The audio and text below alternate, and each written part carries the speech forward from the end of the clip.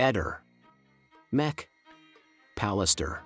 Sebastiano in auto teneva sempre le sue bici e le fissava con dei cavetti rigidi forse o anche colorati. Quelli colorati li vediamo in questa foto, uno più rigido lo vediamo nella foto seguente, indicato da un trattino rosso. Ed è proprio con uno di questi supporti particolari per fissare le bici che andrà il 30 dicembre a recuperare il figlio Pier Giorgio, che ha subito una particolare avaria sul vallone goriziano. Pronto, parlo col servizio percorribilità strade? Io sono un socio ACI. Io vado a dormire spesso presto la sera, 8:30, 9, così. Poi a un certo punto, dopo un po', suona il telefono, vedo che c'è mio figlio e mi fa: papà, sono sul vallone e mi sono fermato, e a un certo punto la macchina si è mossa ed è finita in una specie di fossato. Mi sono alzato, vestito, ho detto: ma io in macchina, ho detto, no, non ce l'ho un cavo traino. Chiamo i nostri vicini, Salvo, e ho detto loro che girano molto avranno questi cavi, no? Questo cavo.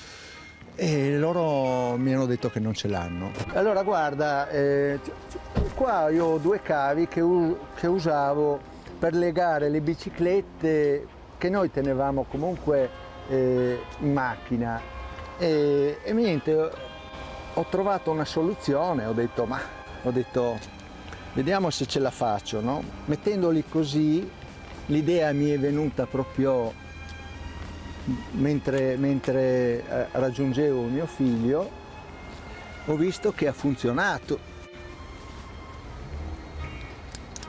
E niente, abbiamo provato 1, 2, 3 volte perché la ruota davanti, specialmente la sinistra, era finita proprio in un buco. Allora cosa ho fatto? Ho cominciato a tirare, poi tornare indietro, poi a tirare, poi tornare indietro, e poi ho dato un colpo e sono riuscito a... Eppure Sebastiano questo racconto sembra un po' inverosimile, in poche parole una gran fesseria. Cosa non mi interessa? Cioè, a me interessa la mia coscienza. Io so di non essere responsabile della morte di Liliana, né direttamente né indirettamente. Sulla GoPro di anomalie ne sono già emerse parecchie, ma qui ce n'è un'altra forse decisiva per dimostrare la manomissione. Come vediamo sulla GoPro vengono riportate queste cifre. Si tratta di 4 gruppi di 2 cifre.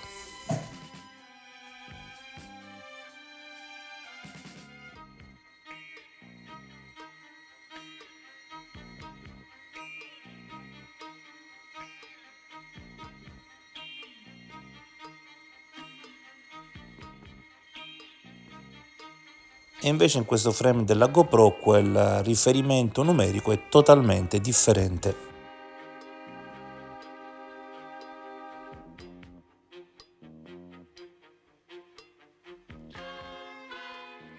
Vari elementi acquisiti nell'indagine, e molti altri inspiegabilmente negati, supportano l'ipotesi che sia proprio lo zio Fulvio l'attore protagonista della sceneggiatura Atto 1, il suicidio.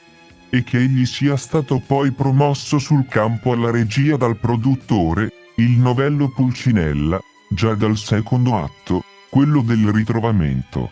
Riflettendo con lucidità, partendo dalla perlustrazione quo anche attorno al boschetto, passando al post dello spirito invocante di Liliana e dalla ricerca sulla punibilità degli assassini over 75. Indugiando quindi nella solidaristica frequentazione del vedovo gaudente, si evince il ruolo esiziale di Covalero nella vicenda delittuosa.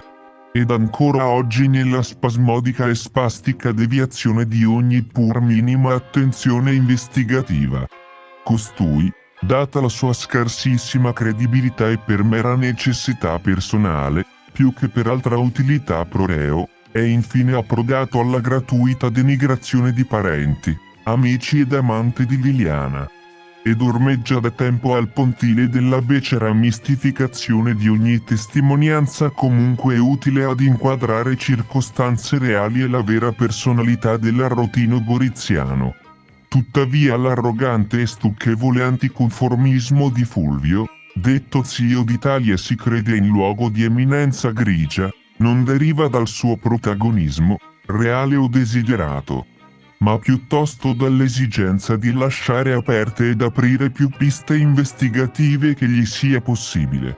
È più che plausibile che costui danzi appresso e con i media al fine di monitorare, di riflesso, l'avanzamento della conoscenza giornalistica investigativa ed accampare per tempo pretestuose falsificazioni di ogni fatto emergente.